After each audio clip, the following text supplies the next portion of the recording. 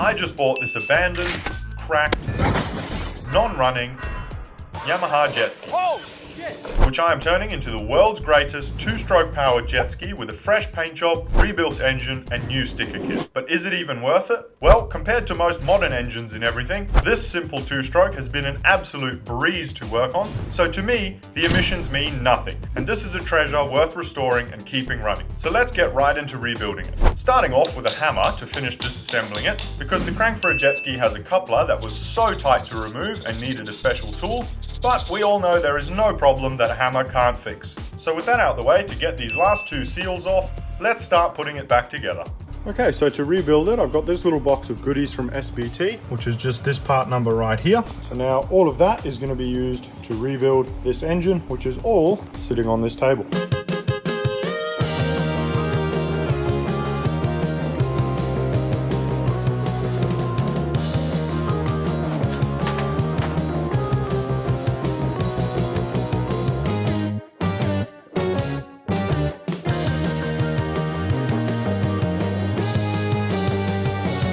Crank in the one half of the block. On the seal over here, you just want to make sure you get it seated into its sealing position, of course. Then on this one, there's little holes in the bearing, so make sure you line that one up by spinning it, and it will fit onto a little slot and you'll feel it fall in. On all of these ones, they have pins that rotate around, so for example like this, and they fit into those slots to stop them from spinning on there and there. And then at the front is also a slot over there. I would place the gap in this little seal right at the top, not anywhere near the flanges. And then these two circular seals, those go back to back so that the spacing on this is fairly much equal, and those also have to fit into their slots. So that's the crank in.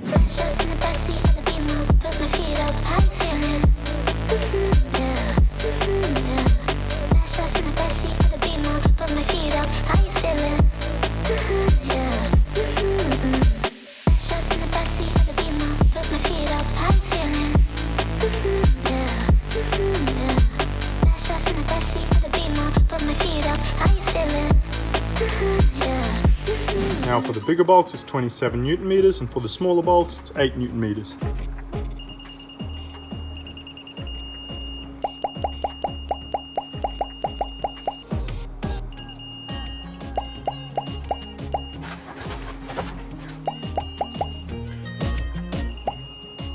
On this side, don't forget about the 17th one over here.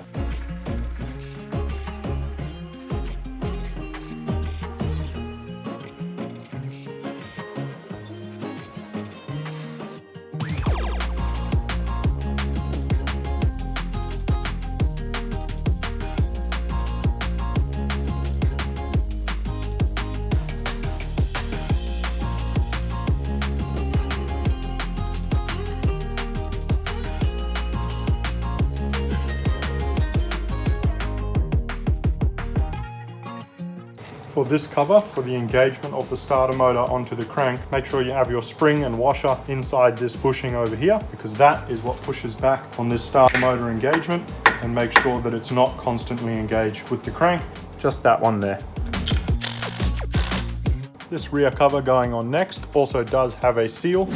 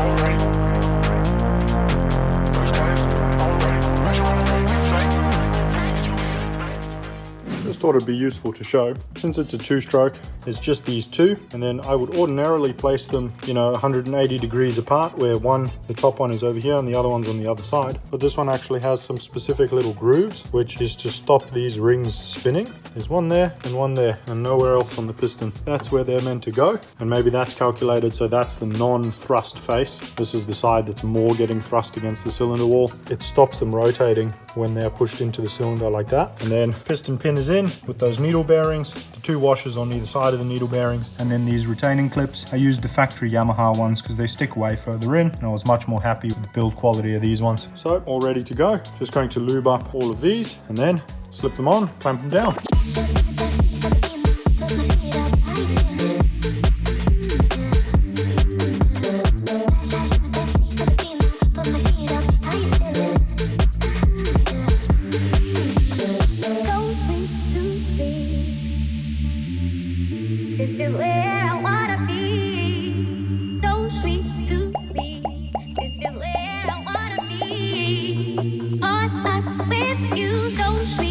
Here's the difference between the old and the new bit for the end of the power valves. This old one, there's space at the end of the pin, and the new one, when that goes on, the pin is locked in there and can simply be lifted up and down when this thing is inside there. Another thing, the beveled edge faces down. It's a beautiful looking power valve with a nice coating on it, and then this bearing will get a bit of grease, and then I'll install this and I'll show how I do that.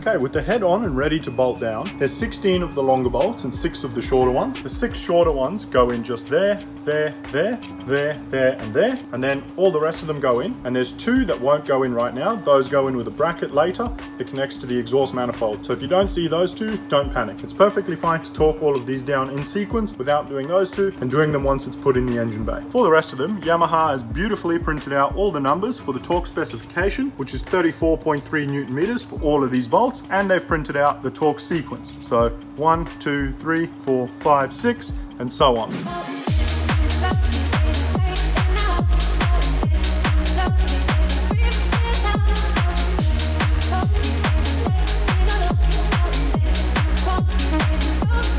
With these all run in, if you're concerned about it, what you can do is actually just run them down, but don't torque them up yet. Just have them sitting in place, and then once you've bolted in these last 2, then you go through and do your torque spec. You just obviously can't forget to do that once it's in the engine bay.